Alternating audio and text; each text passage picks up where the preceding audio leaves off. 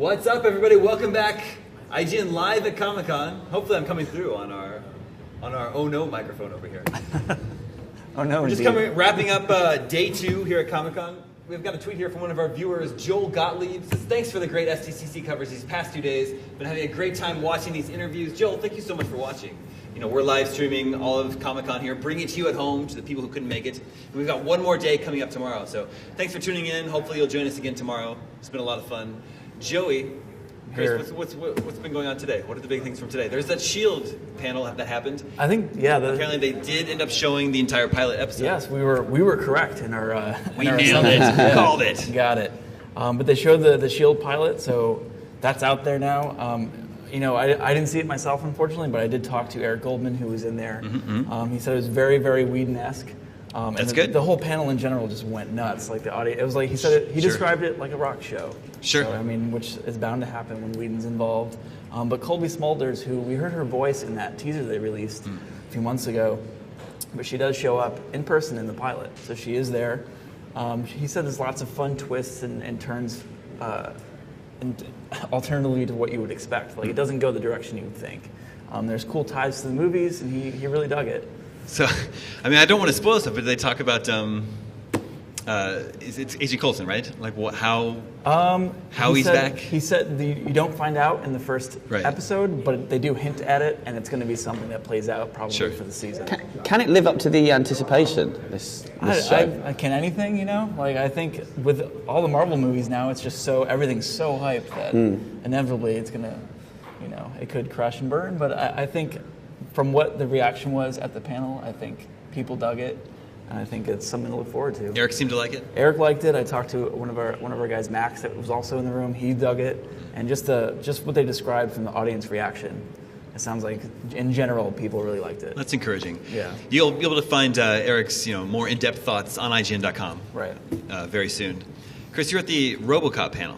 Yeah, I was at the RoboCop press conference. Okay. Didn't see any footage, but yeah, we had Michael Keaton, Samuel L. Jackson, who's very funny in the panel. Who's he? Now, who's he in the movie? He is. I think some of the satire is going to revolve around him. I think he's something to do with the media in it. Like, they're not. You know, in the original movie, it was adverts for the military and things that were kind of jokey. Whereas this, it's more the media all round is going to be kind of who they're poking fun at. The Joel Kinnaman, who plays RoboCop, was moaning about the fact that his RoboCop outfit is a torture device, and Michael Keaton said that it's not that bad. That he said, "I'm the pioneer of torturous outfits," because he played Batman. Yeah. And he did actually turn to us all at one point and said, "I am Batman." Nice. I didn't realize that was a crowd-pleasing moment. Yeah, exactly. I didn't realize Michael Keaton was in RoboCop. Yeah, who does he play? Yeah, he's the baddie. He's the really? villain. Interesting. Yeah. It sounds good. They're taking a more dramatic approach to this one. I guess the first one was kind of an action satire. Yeah. And this one, it's much more about what it would be like to wake up one day and discover that you're half a robot. We're going to spend more time with Alex in the first half hour, so we're really going to get to know him as a character, and then discover what it does to his psyche, waking up like that. So it's going to be kind of a character study as well. That sounds interesting. Because the original movie is very, within 10 minutes or something, he's like shot to death and, becomes RoboCop. And they were talking about the fact that robotics have changed a lot since 1987. It's going to be very up to date and now, and it's really, they were talking about drones quite a lot and the kind of philosophical questions behind, is there accountability in war if you can just send a bunch of robots to go and do your bidding? So it's going to touch on some deep stuff, but at the same time, they said there will be guns and explosions. So well, I'm glad they're keeping the satirical aspect to it, because I think that's what people love about RoboCop. That something even the sequels didn't obviously capture it very well. And Sam Jackson also mentioned the fact that he wants to make Incredibles 2.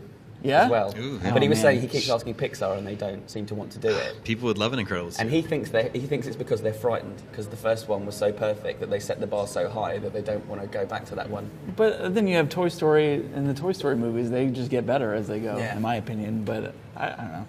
I would love to see an Incredibles 2. That'd be so rad. Hopefully there's an Ed 209 in the new RoboCop. Yeah. Have they showed it yet?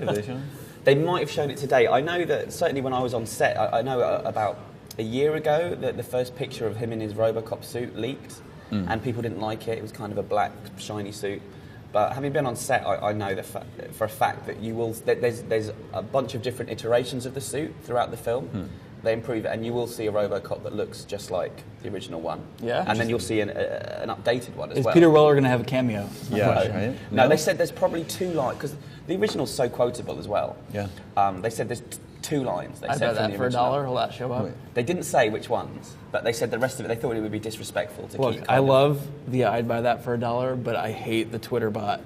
Anytime you mention RoboCop, it tweets you, I'd buy that for $1. Does it really? Yeah. That's Don't ever talk about Okay. RoboCop on Twitter because it's the most annoying thing His ever. voice is very important in the first movie, so it'll be interesting to see what they do with that in this remake. Yeah, because Joel Kinnaman's got kind of a strange accent as Yeah. well. He's kind of Swedish American thing going on. But yeah, I've not heard the voice yet. Joey, one of the videos that's blowing up on IGN right now is your interview with the Green Ranger. Also known as the greatest moment of my life. I mean, yeah, he was awesome. He was great. Obviously, we talked a lot about the 20th anniversary of Power Rangers today, both with Jason David Frank and earlier in the intro show. But yeah, it was awesome. You should watch it. He's a really genuine guy. Seemed very nice. Really Is he believes here- in. Is he promoting something? I think he's just here. He's promoting primarily the Power Rangers Megaforce episode it's like the big anniversary episode where all the old Power Rangers and stuff are coming back for this big battle, which he's in. So I think that's why he's here doing press. Is he your favourite Power Ranger? He wasn't, but then Greg called me out on it, and I felt like a jerk.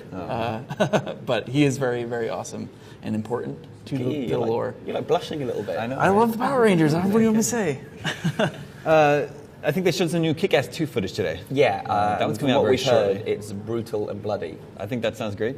That's Christopher Mintz-Plasse, who plays, I can't say his name, I don't think on air, but the Mother F in it. Yeah, no, I can't say that. on this Yeah, show. he said it's the darkest thing he's ever made.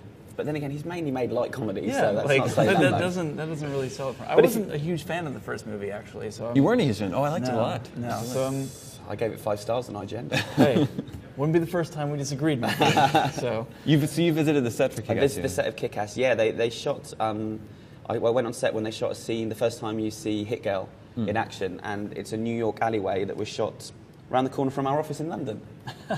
very authentic. And it was great actually. Watching Kick-Ass and Hit Girl fight was pretty awesome. I mean, Chloe's just amazing. Sure. It looks good. I mean, have you read the Kick-Ass 2 comic? I have. It's pretty dark. Yeah. I mean, I was asking Goes to some weird places. Yeah, I was asking the director, Jeff, when I was on set, you can't shoot all this, can you? And he said, no, we can't, because the bad guy does some really bad things. Is it right? But yeah, I think this one's going to be darker. I don't know. I mean, I've got high expectations, but... Cool. Well, really strange comments from Jim Carrey recently about the movie and just trying to distance himself from it. Yeah, from the violence. Yeah. Yeah, it's a weird one, that, and slightly annoying, because I was going to go out to New York to interview him about it, and I feel like maybe, I don't know if he's doing press anymore. I don't think he's doing press anymore. I mean, if that film's going to work, his character is very important. He's not in it that much, Colonel Souls and Stripes, but he's integral to that movie working. Sure. Him and Mother Russia as well. Yeah. I think they're going to be kind of the breakout characters, and if they both work on screen, then I think the movie will work. Oh, good. Cool. The other big thing, just going back to the Marvel movies really quick, earlier we had talked about Vin Diesel and what he might be doing. But today, apparently, at the Riddick panel, he made a not so subtle tease about he said he had a vision that big news would be coming. So A vision that big news will be coming. Yeah, no news regarding him and Marvel by the end of the month. So So when is D23? D23 That's is like 2 weeks or in a so? couple weeks, yeah. Interesting. So I don't know if it's going to happen there or Well, maybe what they'll does tease that it mean, more Joey? at the What Marvel does- panel. what does that mean? Vision is sort of like the robot sort of caretaker of the Avengers, and so he's very kind of stoic, and he's always like looming in the background, which if you want to have a presence looming behind you, I guess it would be Vin Diesel, right? So That sounds weird. so yeah, I mean, clearly something is happening, something is up. Yeah. It's not just a bunch of hype for no Yeah, reason. he's teased that though, hasn't he? I think he's like Yeah. tweeted the fact that he's been at Marvel's offices having big meetings. So. Yeah. So maybe we'll get more from the Marvel panel tomorrow, which That's one of the big things tomorrow. Yeah, right? it's one of the biggest things tomorrow. So And I believe Roth is interviewing him right now. Actually, yeah? Vin so Diesel. yeah, that Maybe should she'll be up get a on the scoop. Yeah. That should be up on the site later today. Look for that soon. They showed new Riddick footage, apparently. Yeah. What are you hearing about Riddick? All I've heard is that it's going to have a real Western vibe to it. Yeah, really. I can see that from the trailer. Yeah, he Good. said like the first 15 minutes is very much along the lines of an old-fashioned Western, and I don't know, he's trying to take it back to its indie roots. I spoke to him for Fast and Furious, and he was saying that he thinks it's going to be nasty and violent and R-rated. And Sounds good to me. Because Chronicles of Riddick was a bit of a mess. The first one was Pitch Black? is that Yeah, right? yeah. So I've actually never seen it. Do you recommend that I watch it now? Or do they hold up? I like Pitch Black a Yeah, lot. I think everyone likes Pitch Black, and nobody really likes Chronicles of Riddick. They got carried away. They spent too much money on it, and it was supposed to be the start of this huge sci-fi franchise. Right. Pitch Black is it's like low budget, and it's not even really about him so much, you know. And it's just he's like this presence in it that works really well. Yeah. Also, I mean, we talked about it earlier, but The Walking Dead, Yep. all that stuff happened Yeah, today. big so Walking Dead panel. They showed a long, like a 4-minute trailer for the 4-minute next trailer, season. really good stuff. That's all up on the site as well now, so you can check that out. How's it looking? Because I wasn't in Oh, on you that missed one. it, yeah. I mean, it looks very intense. Obviously, lots of blood, lots of head chops, and lots of drama in store. They tease a lot of like betrayal kind of stuff from the human element. So They're still in the prison, aren't they? yeah, but judging by the trailer, it's not going to be for too much longer. Right. You know, their fences are falling and stuff is happening. And I read that the prison's kind of different though as well when we come back. Like they've done some things within the prison. yeah, that because they changes brought it. in those members from Woodbury, so like they're trying to up the defenses and stuff. Yeah. But judging by the trailer, again, it doesn't look like it's working too well. So When's that on? October 13th is the premiere. Yeah. Can't come soon enough. It's Right. getting here. We also had the World's End guys in. Yeah. We had Simon Edgar and Nick. That was Yeah. a fun interview. That was one of wasn't the it? most fun interviews we did today. Yeah. for I sure. haven't watched it yet, so I look forward to that. Seen it twice. That was one of those interviews where we didn't really need to be here. They just could have talked amongst Yeah, themselves sure. for 15 minutes. For sure. Yeah. Well, I didn't know you apparently go back with those guys. Way back. You The first film set I ever went on was Shaun of the Dead. Ah. And my hand appears in Shaun of the Dead. Oh, really? When? I'm Let's see. pouring at the Winchester pub. Really? When all the zombies are, and I was on set. And I Well, wasn't look supposed at you. Aren't Yeah. you famous? Kind of a big deal. So how do you think World's End looks? Oh, I think it looks great. Yeah. We were talking earlier. I'm a big fan of both Shaun of the Dead and Hot Fuzz. So you could just tell me that there's another movie by those guys. I don't need to know anything Yeah. else. I'm there. I'll see. I'll see. It's what the they're in. silliest of the three, I would say. The humour's the silliest, and it's the darkest. It goes to some really dark places in the last You've seen half it hour. already. Yeah. I was trying to think. Was Scott Pilgrim the last thing Edgar Wright did? Yeah. Before this? Yeah, Wow. So it's this been a is- few years now. This is his fourth movie. Yeah. Well, and kind then is he off to Ant-Man now? Yeah, That the that's one? next. That's pretty exciting. And we never even got onto that I because know. they were like- talking so much. Yeah, I wish we could have talked Shut about up. Ant-Man. Talk about Ant-Man. Come on. He told me he was going to announce me as Ant-Man. He Yeah? was going to announce the casting, so that's annoying. You have my ticket, sir. We could have had an exclusive. No, I'm really excited to see what he does with Ant-Man. Yeah. A big Marvel superhero movie. That could be great. Yeah, definitely. I do want to mention on the comic side, they announced there's I don't know if you follow the comics, but in the Ultimate Universe, there's big stuff happening. So for the first time, the Ultimate Universe is like the alternative version of the Marvel Universe. So things are a little bit different, a little bit fresher. But for the first time, Galactus, the big world-eating monster from the regular Marvel Universe, is making his way to the Ultimate Universe. So in an event called Cataclysm, which could mean either the end of the Ultimate Universe, or just huge changes, or yeah, or even maybe just a reboot of the Ultimate Universe. We don't know, but it's one of the first times that a force from the regular Marvel Universe has crossed over to this alternative version. So, Well, thanks, guys. Lots of really fun stuff today. That is the end of our day 2 coverage of Comic-Con. But we will be live again tomorrow at 1 p.m. Pacific for day 3.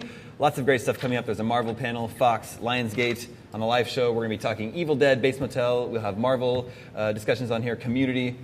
So look forward to that. 1 p.m. Pacific tomorrow. Everybody have a good night.